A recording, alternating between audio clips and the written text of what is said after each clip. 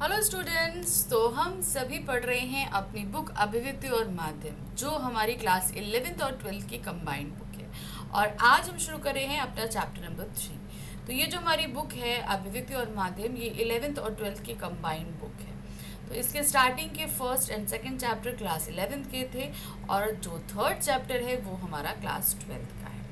तो class 12th का जो ये चैप्टर है आपका विभिन्न माध्यमों के लिए लेखन, ये कोर और इलेक्टिव दोनों के लिए याद रखिएगा। सिलेबस आपका 11th-12th में कोर और इलेक्टिव पे चलता है, तो ये जो अध्याय है ये आपका कोर और इलेक्टिव दोनों के लिए ही है। तो आज हम शुरू कर रहे हैं विभिन्न माध्यमों के लिए लेखन। अब देखिए, हम लोगों ने जनसंचार माध्यम पढ़ा हुआ है, क्लास 11th में पढ़ा था। उसमें कितने सारे माध्यम थे आपके, समाचार पत्र था, रेडियो था, टेलीविज़न था, सिनेमा था। तो इन सभी माध्यमों के लिए लेखन के तरीके अलग अलग होते हैं। तो ये इस चैप्टर में हम इन्हीं माध्यमों के लिए, क्योंकि भाई देखिए कोई भी माध्यम में हम समाचार पढ़ेंगे, कुछ भी करेंगे, तो उनके लिए पहले इनको लिखना पड़ता है। अब लिखते समय हमें क्या क्या सावधानियां बरतनी है, किस तरह की भाषा शैली का इस्तेमाल करना है, क्या करना है, ये सभी माध्यमों में अलग अलग होता है। क्योंकि एक माध्यम जहाँ सिर्फ दृश्य माध्यम है, वहीं रेडियो आपका श्रव्य माध्यम है, टीवी दृश्य श्रव्य दोनों माध्यम है, आपका जो क्या कहते हैं इंटरनेट आ जाएगा, वो उसमें सारे माध्यम सम्मिलित हैं। तो इस तरीके से इन माध्यमों में लिखने का कार्य भी अलग अलग तरीके से किया जाता है। तो ये पाठ हमारा इसी पर आधारित है। तो अब चूंकि ये इतने सारे माध्यम हैं, इनमें लिखने के अलग अलग तरीके हैं, तो ये चैप्टर हमारा बहुत लेंदी है, बहुत लंबा चैप्टर है। तो इसीलिए मैंने इस चैप्टर को 4 पार्ट में डिवाइड किया है। कितने पार्ट्स में डिवाइड किया है? 4 पार्ट में, ताकि मैं आपको आसानी से हर एक की बारीकियां समझा सकूं। वैसे तो हम पढ़ाने को जल्दी जल्दी भी पढ़ा सकते थे, लेकिन बहुत सारी डिटेल्स जो हैं वो छूट सकती थी। अगर मान लीजिए वो एग्जाम में आ जाएंगे तो फिर दिक्कत होता है। तो इसीलिए मैंने ये कोशिश करी है कि इस चैप्टर को मैं पूरी तरीके से डिटेल में आपको पढ़ाऊंगी, और इसीलिए इसको 4 पार्ट भी कर दिया। और आज हम देखने वाले हैं फर्स्ट पार्ट में हम 2 चीज़ें देखेंगे। पहली चीज़, जनसंचार माध्यम और उनके लेखन के अलग अलग तरीके, और प्रिंट या मुद्रित माध्यम, यानी कि प्रिंट और मुद्रित माध्यम में किस तरीके से लेखन कार्य किया जाता है। ठीक है, चलिए। तो जैसा कि आपको हमने बताया, पहला हम देखने जा रहे हैं जनसंचार माध्यम और उनके लेखन के अलग अलग तरीके। विभिन्न जनसंचार माध्यमों के लेखन के अलग अलग तरीके हैं। अखबार और पत्रिकाओं में लिखने की अलग शैली है, जबकि रेडियो और टेलीविजन के लिए लिखना एक अलग कला है। चूंकि माध्यम अलग अलग है, इसलिए इनकी ज़रूरतें भी अलग अलग है। विभिन्न माध्यमों के लिए लेखन में अलग अलग तरीकों को समझना बहुत ज़रूरी है। इन माध्यमों के लेखन के लिए बोलने लिखने के अतिरिक्त पाठकों और श्रोताओं और दर्शकों की ज़रूरत को भी ध्यान में रखा जाता है। तो देखिए, जैसे मैंने बताया कि जो माध्यम है ये सभी अलग अलग तरीके के माध्यम हैं। तो इनमें लिखने की तरीके, किस तरीके से लोग क्या, जैसे रेडियो माध्यम है तो उसका जो वर्ग है वो अलग है। टीवी का माध्यम में सभी वर्ग शामिल हो जाते हैं, जहाँ बच्चे हैं, युवा हैं, महिलाएं हैं, पुरुष हैं, बुजुर्ग हैं, सभी आ जाते हैं। तो जाहिर सी बात है कि जो दर्शक, श्रोता और पाठक है, उनकी क्या डिमांड है, उसी हिसाब से हमें लिखना पड़ता है। जनसंचार के प्रमुख माध्यम है प्रिंट यानी कि मुद्रित माध्यम, रेडियो, टेलीविजन और इंटरनेट। ये हमारे प्रमुख 4 माध्यम हैं जिनमें लेखन के अलग अलग तरीकों को हम समझने वाले हैं। हम नियमित रूप से अखबार पढ़ते हैं। देखिए, सभी के घर में अखबार आता है और डेली जो है वो अखबार पढ़ा जाता है। इसके अलावा मनोरंजन या समाचार जानने के लिए टीवी भी देखते और रेडियो भी सुनते हैं। ये भी सही है, हम मनोरंजन के लिए भी और बहुत सारी खबरों को जानने समझने के लिए भी हम अखबार के अलावा टीवी और रेडियो भी देखते हैं। संभव है हम कभी कभार इंटरनेट पर समाचार पढ़ते, सुनते या देखते हैं। कभी कभार नहीं, अब तो ये अक्सर होने लगा है कि ज़्यादातर हम लोग जो है इंटरनेट पर ही खबरों को पढ़ लेते हैं, देख लेते हैं, सुन लेते हैं, मूवीज़ देख लेते हैं, सब कुछ कर लेते हैं। हमने गौर किया कि जनसंचार के इन सभी प्रमुख साधनों में समाचार के लेखन और प्रस्तुति में अंतर है। देखिए, लेखन की शैली तो उल्टा पिरामिड शैली में ही लिखी जाएगी कि प्रमुख खबर हम सबसे पहले देते हैं, ये बात तो सही है। लेकिन जो लिखने का तरीका है वो अलग अलग तरीके से होता है। कभी ध्यान से किसी शाम या रात को टीवी और रेडियो पर सिर्फ समाचार सुने और इंटरनेट पर जाकर उन्हीं समाचारों को फिर से पढ़ें।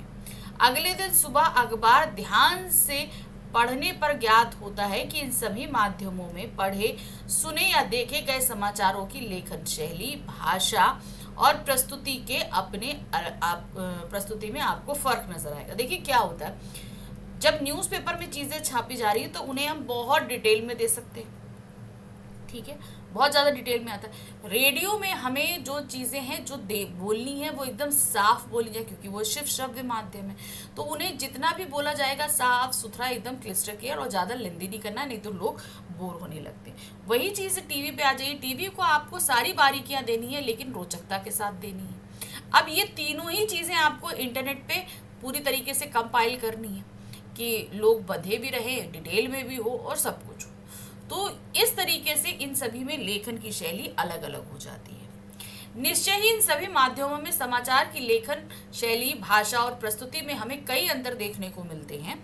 सबसे सहज और आसानी से नजर आने वाले अंतर तो यही दिखाई देता है। तो अब जो सहज रूप से देखें, अखबार पढ़ने के लिए है, रेडियो सुनने के लिए है, टीवी देखने के लिए है, इंटरनेट पढ़ने, सुनने और देखने तीनों की सुविधा देता है। तो देखिए, जब ये अलग अलग इंद्रियों के जरिए हम इन खबरों को देख, सुन और पढ़ रहे हैं तो जाहिर सी बात है कि इनको लिखने के तरीके भी उसी हिसाब से अलग अलग होंगे, है ना। प्रिंट माध्यम को हम सिर्फ जहां पढ़ रहे हैं, रेडियो को हम सिर्फ सुन रहे हैं, टीवी में हम पढ़ भी रहे हैं और सुन भी रहे हैं। उसी तरीके से इंटरनेट पे पढ़ रहे हैं, सुन रहे हैं, देख रहे हैं, तीनों चीजें हो रही हैं। जनसंचार के विभिन्न माध्यमों के बीच फर्क समझने के लिए सभी माध्यमों की लेखन की बारीकी से समझना जरूरी है। अब हम अगर देखें कि भाई इतने सारे माध्यम हैं, इनमें लिखने और के तरीके अलग अलग हैं, तो जाहिर सी बात है हम इन सभी माध्यमों को हमें बारीकी से देखना और समझना पड़ेगा। लेकिन इन माध्यमों के बीच के फर्क को आप तभी समझ सकते हैं जब आप हर माध्यम की विशेषताओं, उनकी खूबियों, खामियों से परिचित हों। हर माध्यम की अपनी कुछ खूबियां हैं तो कुछ खामियां भी हैं। खबर लिखते समय हम इनका पूरा ध्यान रखना पड़ता है और इन माध्यमों की ज़रूरत को समझना पड़ता है। अब देखिए, मान लीजिए अखबार है, अब जब तक हम अखबार की खासियत को नहीं समझेंगे, उसकी कमियों को नहीं समझेंगे, तब तक हम उसके बारे में सही तरीके से जान नहीं पाएंगे और सही तरीके से लेखन कार्य नहीं कर पाएंगे। तो माध्यम, कोई भी माध्यम हो, हर माध्यम की अपनी अच्छाइयाँ हैं और अपनी बुराइयाँ हैं। तो हम इसी में हम हर माध्यम की अलग अलग अच्छाइयाँ, बुराइयाँ, खामियाँ सब कुछ समझेंगे और तब कहीं जाकर इसके लेखन को हम पूरी तरीके से समझ पाएंगे। अब इसमें क्या चीजें देखिए, अखबार में समाचार पढ़ने और रुक कर उस पर सोचने में एक अलग तरह की संतुष्टि मिलती है, जबकि टीवी पर घटनाओं की तस्वीरें देखकर उसकी जीवंतता का एहसास होता है। इसी तरह का रोमांच अखबार और इंटरनेट पर नहीं मिल सकता। आप समझ में आए? आप देखिए क्या मैं आपको बोल रही हूँ। आप जब अलग अलग माध्यम है तो उनको पढ़ने और उतना एडवेंचर आ जाएगा। आप बहुत सारे लोग होंगे जिन्हें जो है इंटरनेट पर खबरें पढ़ लेना अच्छा लगता होगा। कुछ लोग ऐसे हैं कि इंटरनेट तो छोड़ो, उन्हें सिर्फ अखबार पढ़ना ही अच्छा लगता है, पूरा पूरा दिन अखबार पढ़ते रहते हैं। कुछ लोग हैं जो सिर्फ टीवी में न्यूज़ देखना पसंद करते हैं। कुछ लोग जो है रेडियो पे ही सुनना पसंद करते हैं। तो यहाँ पर यह बताया गया है कि हर एक तरीके में पढ़ने का रोमांच, सुनने का रोमांच अलग अलग है। तो अब ये खूबियों और खामियों के साथ हम देखते हैं क्या है। देखिए, अखबार में समाचार पढ़ने और रुक कर उस पर सोचने के एक अलग तरीके। अब हम अखबार पढ़ रहे हैं, उसमें हम रुके, मतलब कोई चीज़ खबर छपी है, हमें मान लीजिए सपोज एक ऐसा वाक्य छपा है कि हमें समझ में नहीं आ रहा है कि उसका अर्थ क्या होगा। हम रुकेंगे, हम उसको फिर से पढ़ेंगे, ध्यान से इत्मीनान से समझेंगे, तब हमें वो समझ में आएगा और तब वो हमें इंटरेस्टिंग लगेगा जब हमें समझ में आने लगेगा। टीवी में क्या है, जो भी खबरें हैं उसके साथ सजीव चित्र होते हैं, वीडियोस आते हैं, आपको लाइव वीडियोस दिख जाते हैं। तो इस तरीके से हम खबरों के साथ ज़्यादा अच्छे से कनेक्ट कर पाते हैं। टीवी में होता है क्योंकि वो हमें लाइव लगता है, जीवित लगता है। जबकि अखबार में क्या होगा, ज़्यादा ज़्यादा एक पिक्चर छाप देंगे, लेकिन यहाँ टीवी में क्या होता है, एक खबर पे आपको 50 पिक्चरें देखने को मिल जाती हैं, फोटोज मिल जाते हैं, वीडियो देखने को मिल जाते हैं, होता है ना। इस तरह का रोमांच अखबार और इंटरनेट पे नहीं मिलता। जो हमें रोमांच टीवी पे खबरें देखने और सुनने में मिलता है, वो अखबार पढ़ते समय और इंटरनेट पे अक्सर नहीं मिलता। ठीक है। इंटरनेट पे भी हर खबर पे इतनी पिक्चर्स हमें अवेलेबल नहीं होती जितनी न्यूज़ में वो लोग दिखा देते हैं। रेडियो पर खबर सुनते हुए हम जितना उन्मुक्त होते हैं उतना किसी और माध्यम से संभव नहीं। उन्मुक्त होने का तात्पर्य क्या है कि हम उसमें बहुत ज़्यादा अपने आप को इन्वॉल्व कर लेते हैं, क्योंकि क्या होता है उसमें एकाग्रता की ज़रूरत होती है कि मतलब जैसे जहाँ पर हमारी दो इंद्रियां काम कर रही हैं, अगर हम कान कहीं और लगा लें तो हमारी आंखें तो उसी को देख रही होती है, टीवी में ऐसा होता है। लेकिन रेडियो में क्या होता है, हमें दिखाई नहीं देता, हमें सिर्फ सुनाई देता है। तो उस कंडीशन में हमें पूरी एकाग्र होकर उस खबर को सुनना पड़ता है। तो इससे हम पूरी तरीके से उस खबर में इन्वॉल्व हो जाते हैं। इंटरनेट अंतरक्रियात्मक यानी कि इंटरएक्टिविटी और सूचनाओं के विशाल भंडार का अद्भुत माध्यम है। बस एक बटन दबाते ही हम सूचनाओं के अथाह संसार में पहुंच जाते हैं। जिस किसी भी विषय पर हम जानना चाहते हैं, इंटरनेट के जरिए वहां हम पहुंच सकते हैं। ये हम सभी जानते हैं। इंटरनेट पे हम कुछ भी जानना चाहें, हम वहां तक आसानी से पहुंच सकते हैं। ये सभी माध्यम हमारी अलग अलग ज़रूरतों को पूरा करते हैं और इन सभी की हमारी दैनिक जीवन में कुछ ना कुछ उपयोगिता है। देखिए, कुछ चीज़ें हमारी सिर्फ अखबार से पूरी होती है, कुछ चीज़ें सिर्फ रेडियो से पूरी होती हैं। तो हर चीज़ का अपना अपना प्लेस है। हम एक दो ये नहीं कि हम सिर्फ टीवी देख लें तो हो जाएगा, नहीं है। हम इंटरनेट के बगैर नहीं रह सकते। हमें अखबार भी चाहिए होता है। अखबार में भी बहुत सारी ऐसी चीज़ें डिटेल में छपती हैं। तो सबकी अपनी जगह उपयोगिता है। यही कारण है कि अलग अलग माध्यम होने के बावजूद इनमें से कोई समाप्त नहीं हुआ है, बल्कि इन सभी माध्यमों का लगातार विस्तार और विकास हो रहा है। देखिए, हर एक माध्यम की अपनी उपयोगिता। अगर मान लीजिए कोई एक ऐसा माध्यम होता जो अपनी उपयोगिता नहीं रखता, तो वो जाहिर सी बात है अपने आप समाप्त हो जाता ना। लेकिन देखिए, आज अखबार भी है, सबसे पुराना माध्यम है, आज भी चल रहा है। उसके बाद रेडियो था, वो भी रेडियो भी आज हम लोग कितना सुनते हैं। हम लोग कार में बैठे हों, घर में हों, बहुत जगह हम लोग रेडियो सुनते हैं, न्यूज़ सुनते हैं, गाने सुनते हैं, सब कुछ होता है। फिर उसके बाद आइए टीवी तो लगातार हम लोग का बढ़ता ही जा रहा है। इंटरनेट अब जब से हाथ में आया है, उसके तरीके के इस्तेमाल भी हम लोग बहुत ज़्यादा हद तक सीख चुके हैं। तो मतलब क्या है कि ऐसा नहीं है कि पुराने हो गए हैं तो वो अब इनमें नया नया डेवलपमेंट होता जा रहा है, ताकि लोग इनको इंटरेस्टिंग बनाया जा रहा है, ताकि ज़्यादा से ज़्यादा लोग इससे जुड़ सकें। अब हम इन सभी माध्यमों की अलग अलग खूबियाँ और खामियों को जानने का प्रयास करेंगे। तो अब हम क्या करने वाले हैं, ये विभिन्न माध्यमों के लिए लेखन करने से पहले हमें हर माध्यम की खूबी और कमियों को जानना ज़रूरी है। जब तक हम इनको नहीं जानेंगे, इनके लेखन के सही तरीके को हम नहीं सीख सकते। तो हम सबसे पहला माध्यम शुरू करने जा रहे हैं, प्रिंट यानी कि मुद्रित माध्यम। जो चीज़ें छपी होती हैं, जैसे अखबार हो गया, पत्र पत्रिकाएं हो गई, पुस्तकें हो गई, ये सभी क्या है, छपी हुई। छपे होने को हम प्रिंट भी बोलते हैं और हिंदी में इसे मुद्रित माध्यम बोला जाता है, मुद्रण भी कहते हैं इसे। ठीक है, चलिए, प्रिंट यानी मुद्रित माध्यम जनसंचार के आधुनिक माध्यमों में सबसे पुराना है। हमने बताया ना, सबसे पुराना है। असल में आधुनिक युग की शुरुआत ही मुद्रण यानी छपाई के आविष्कार से हुई थी। हालांकि मुद्रण की शुरुआत चीन से हुई, लेकिन आज हम जिस छापे खाने को देखते हैं उसके आविष्कार का श्रेय जर्मनी के गुटेनबर्ग को जाता है। तो ये ध्यान रखिएगा, ये एमसीक्यूज में आ सकता है। तो आज हम जिस छापे खाने को देख रहे हैं, अब मैंने कहा कि एक चीज़ और थी कि मुद्रण यानी कि छपाई की शुरुआत चीन में हुई थी, लेकिन जो अभी हम लोग प्रिंटिंग प्रेस देखते हैं इसका आविष्कार जर्मनी के गुटेनबर्ग ने किया था। छापा खाने यानी कि प्रेस के आविष्कार ने दुनिया की तस्वीर बदल दी। यूरोप के पुनर्जागरण यानी रेनेसां की शुरुआत में छापे खाने की अहम भूमिका रही। भारत में पहला छापा खाना 1556 में गोवा में खुला था, यानी कि 1556 में आपका कहाँ, गोवा में सबसे पहला छापा खाना था।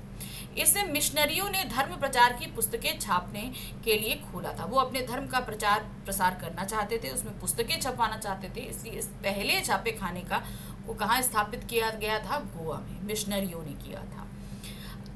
तब से अब तक मुद्रण तकनीक में काफ़ी बदलाव आया है और मुद्रित माध्यमों का व्यापक विस्तार भी हुआ है। अब 1556 से लेकर अभी हम लोग 2024 में चल रहे हैं, तो जाहिर सी बात है बदलाव आना तो लाजमी है, बहुत सारा बदलाव आया है, लेकिन वो मुद्रित माध्यम में इतना ज़्यादा विस्तार भी हुआ है। अब प्रिंट या मुद्रित माध्यमों की विशेषताएं देखेंगे। सबसे पहले क्या है इसकी विशेषताएं। प्रिंट माध्यमों के वर्ग में अखबार, पत्रिकाओं, पुस्तकों आदि को शामिल किया जाता है। तो प्रिंट, ये सारी चीजें क्या होती है, छपी होती है, ठीक है। कौन सी, अखबार भी, पत्रिकाएं भी और पुस्तक भी। प्रिंट माध्यम की प्रमुख विशेषताएं निम्नलिखित है। पहला है, प्रिंट माध्यमों के छपे शब्द में स्थायित्व होता है। जैसे आप देखो टीवी में जो वर्ड्स आए वो आए चले गए, इंटरनेट पे भी आए और चले गए, रेडियो में सिर्फ सुनाई दे रहे, कहीं पे भी जो शब्द हैं वो रुके हुए नहीं हैं जिनको हम इत्मीनान से पढ़ सकें, तो इनमें स्थायित्व है।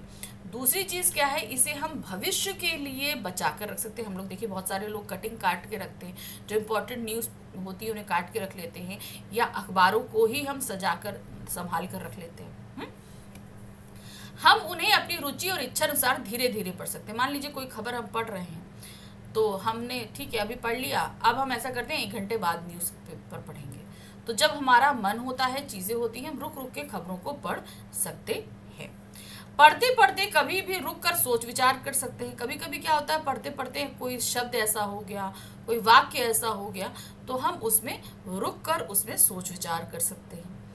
इन्हें बार बार पढ़ा जा सकता है। हम एक ही को हम कई बार पढ़ सकते हैं, जबकि टीवी, इंटरनेट और रेडियो में हम कोई भी खबर को दोबारा नहीं पढ़ सकते, देख सकते या सुन सकते हैं ना, ऐसा होता है ना। तो लेकिन अखबार में क्या है, हमने रख दिया, हम उसको अब एक खबर पढ़ी थी, अब चलो फिर से दोबारा देख, हम मान लो हमें अच्छा लगा तो हम किसी को पढ़ के सुना देंगे, देखो हमने पढ़ा, ये चीज़ अच्छी थी, हम उसको बोल के दोबारा पढ़ सकते हैं। इसे पढ़ने की शुरुआत किसी भी पृष्ठ से की जा सकती है। अब इसे हम मान लीजिए, जैसे मैं खुद अपनी अगर पर्सनल बोलूँ तो मैं पहले फ्रंट पेज पढ़ती हूँ, फ्रंट के बाद सीधे हम लास्ट पेज पढ़ते हैं जाके, मिडिल का पेज बाद में पढ़ेंगे न्यूज़पेपर में, ठीक है। सबसे पहले हमने फ्रंट पेज पढ़ लिया जो जहाँ पर मेन न्यूज़ है, उसके बाद पूरा अखबार पलट के एकदम आखिरी वाला पृष्ठ में पढ़ते हैं। तो जिसका जैसा इंटरेस्ट होता है, कोई लोग जिन्हें स्पोर्ट्स में इंटरेस्ट है वो सबसे पहले स्पोर्ट्स पेज पढ़ते हैं, जो व्यापारी वर्ग है वो सबसे पहले व्यापार से संबंधित पढ़ता है। तो हर किसी का अपना अपना इंटरेस्ट होता है, उस हिसाब से वो जहाँ से चाहे वो अखबार वहाँ से पढ़ सकता है। इन्हें लंबे समय तक सुरक्षित रखकर संदर्भ की भांति प्रयुक्त किया जा सकता है। कहने का तात्पर्य, जैसे मैंने बताया था, हम अखबार को संभाल कर रख सकते हैं, उनकी कटिंग्स को काट के रख सकते हैं, जब कभी हमें ज़रूरत हो तो उसे हम रेफरेंस के तौर पे इस्तेमाल भी कर सकते हैं। यह लिखित भाषा का विस्तार है, जिसमें लिखित भाषा की सभी विशेषताएं निहित हैं। तो लिखित भाषा की जो सारी विशेषताएं हैं, जहाँ पर शब्द लिखे हों, हम पढ़ सकते हैं, समझ सकते हैं, उनके व्याकरण की शुद्धि, सारी विशेषताएं इसमें हैं। और अखबार के कारण क्या है, हिंदी भाषा में बहुत नए नए शब्द भी शामिल हो रहे हैं। यानी धीरे धीरे जो भाषा है, चाहे हिंदी हो चाहे अंग्रेजी हो, भाषा का इसमें विस्तार ही होता है। लिखित और मौखिक भाषा में सबसे बड़ा अंतर यह है कि लिखित भाषा अनुशासन की मांग करती है। बोलने में एक स्वतः स्फूर्तता होती है, लेकिन लिखने में भाषा, व्याकरण, वर्तनी और शब्दों के उपयुक्त इस्तेमाल का ध्यान रखता है। तो यही एक सबसे बड़ा बात होती है कि हम बोलते समय हमें सावधानियां नहीं बरतनी पड़ती हैं मोस्टली, ठीक है। हमें अपने इमोशंस पे काम करना पड़ता है। लिखते समय हमें क्या है, शब्द सही तरीके से लिखा होना चाहिए, व्याकरण सही तरीके से इस्तेमाल होना चाहिए, भाषा में किसी तरह की अभद्रता नहीं होनी चाहिए। लिखते समय इन सभी बातों का ध्यान रखना पड़ता है, जबकि जब हम बोलते हैं तो हमें वहाँ शब्दों की शुद्धि पर हमें कोई खास ध्यान देना नहीं पड़ता कि शब्द में छोटी की मात्रा है कि बड़ी की मात्रा है, कोई ऐसा ध्यान नहीं देना पड़ता। ना ही हमें ये देखना पड़ता है कि भाई व्याकरण हम सही लगा रहे हैं, आता है, जाता है, खाता है, पीता है, जो भी है, इनमें किसी तरह का हमें इतना ज़्यादा जो है जोर नहीं देना पड़ता है।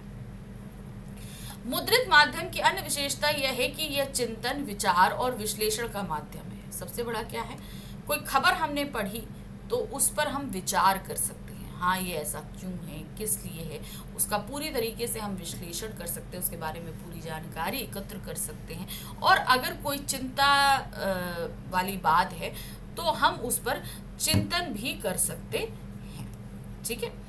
इन माध्यम से आप गंभीर और गूढ़ बातें लिख सकते हैं, क्योंकि पाठक के पास ना सिर्फ उसे पढ़ने, समझने और सोचने का समय होता है, बल्कि उसकी योग्यता भी होती है। तो मतलब ऐसा नहीं है कि हम खाली ऐसे ही लिख दें। लिखते समय जो है ना, हम अगर कोई डिफिकल्ट वर्ड्स भी लिख दें, क्योंकि हम ये जानते हैं कि हमारा अखबार जो पढ़ रहा है वो जो है पढ़ा लिखा व्यक्ति है, जो हम बात लिखेंगे उसे वो समझ जाएगा अच्छी तरीके से। असल में मुद्रित माध्यमों का पाठक वही हो सकता है जो साक्षर हो, जिसमें औपचारिक या अनौपचारिक शिक्षा के जरिए एक विशेष स्तर की योग्यता हासिल की। जैसे मैंने बताया कि हमारा पाठक वही होगा जो अच्छी तरीके से लिखना पढ़ना जानता होगा।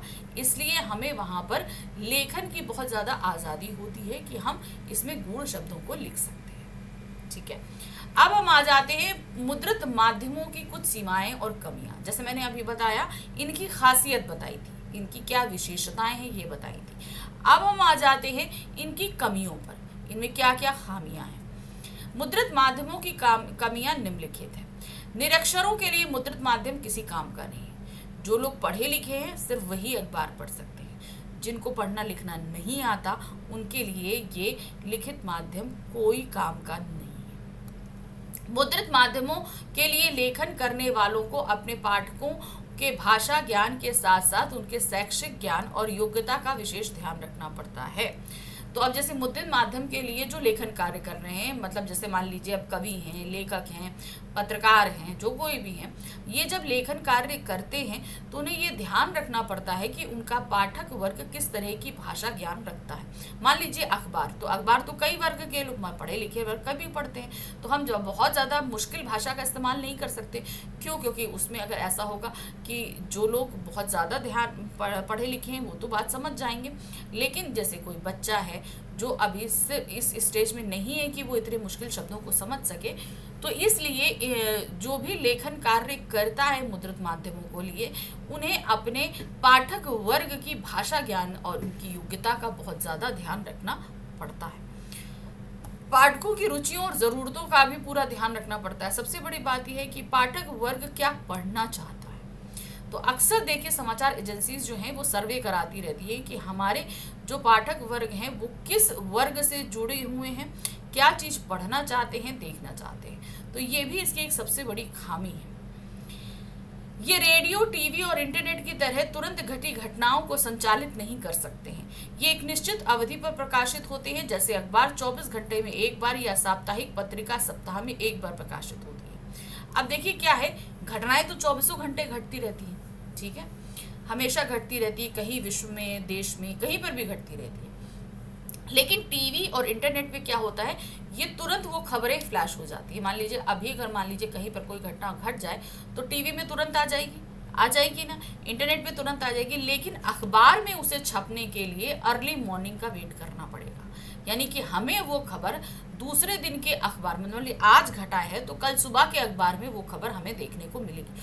और सपोज रात में 12 बजे के बाद अगर कोई घटना घट गई तब तो वो हमें परसों के पेपर में देखने को मिलेगी। एक इसकी ये सबसे बड़ी खामी ये है कि ये अपने खबरों को तुरंत का तुरंत अपडेट नहीं कर सकता, जिसके लिए उसके पाठक को इंतजार करना पड़ता है। अखबार या पत्रिका में समाचारों या रिपोर्ट को प्रकाशन के लिए स्वीकार करने की एक निश्चित समय सीमा होती है। इसलिए मुद्रित माध्यमों में लेखकों और पत्रकारों को प्रकाशन की समय सीमा का पूरा ध्यान रखना पड़ता है। देखिए जैसे मैंने बताया कि अखबारों में भी मतलब क्या होता है, छपने के लिए भी एक टाइम पीरियड चाहिए। मान लीजिए अब जैसे अखबार है, सभी के यहाँ अर्ली मॉर्निंग आते हैं, सुबह आते हैं, तो सुबह आने हमारे घर में अखबार आए उससे पहले अखबार में क्या क्या काम करना पड़ता है।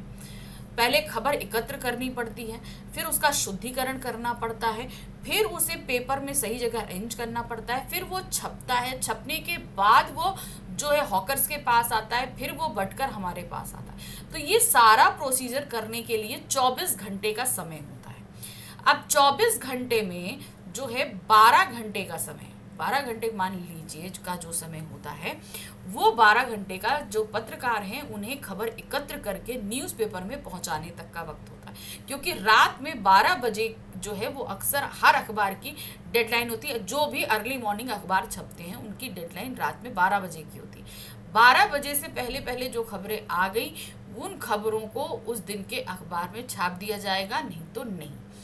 तो 12 बजे के बाद किसी भी खबर को न्यूज़पेपर में जगह नहीं दी जाती, क्योंकि उसके बाद पेपर छपने के लिए चला जाता है, छपेगा, बाहर आएगा, उसके बाद हॉकर्स के पास जाएगा, तब कहीं जाके अर्ली मॉर्निंग तक हमारे घरों में छप पाएगा। तो ये होती है उनकी समय सीमा, ठीक है। तो ये उनकी कुछ खामियां हो गई मुद्रित माध्यम की।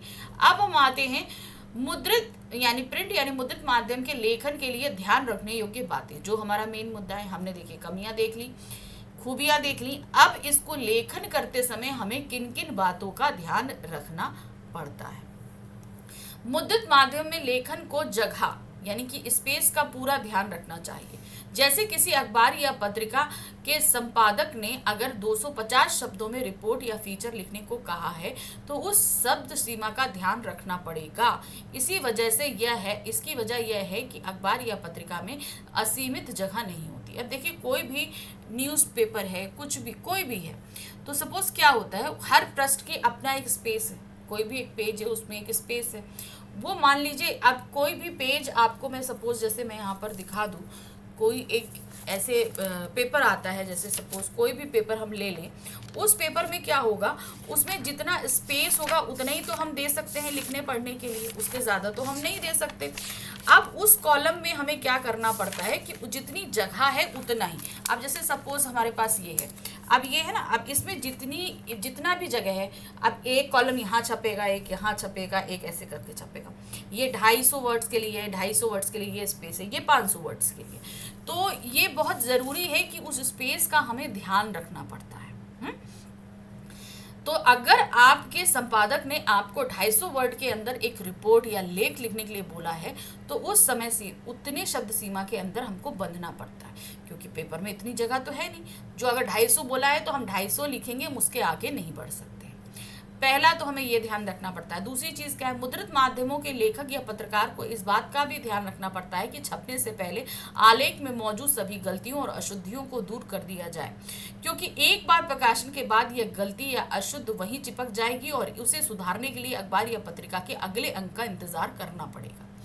तो देखिए क्या है, अब चूंकि इसमें छप जाती हैं चीज़ें, तो जब कोई भी खबर या छापी जाती है तो ये बहुत ज़्यादा ध्यान रखना पड़ता है कि उसमें किसी भी तरह की अशुद्धि ना हो, कोई शब्द गलत लिखा नहीं हो, कोई गलत वाक्य ना हो, उससे किसी की मतलब, क्योंकि अगर गलत लिख जाएगा तो किसी की जो है भावनाएं आहत हो सकती हैं, वो दंगे छिड़ सकते हैं, बहुत सारी चीज़ें हो सकती हैं।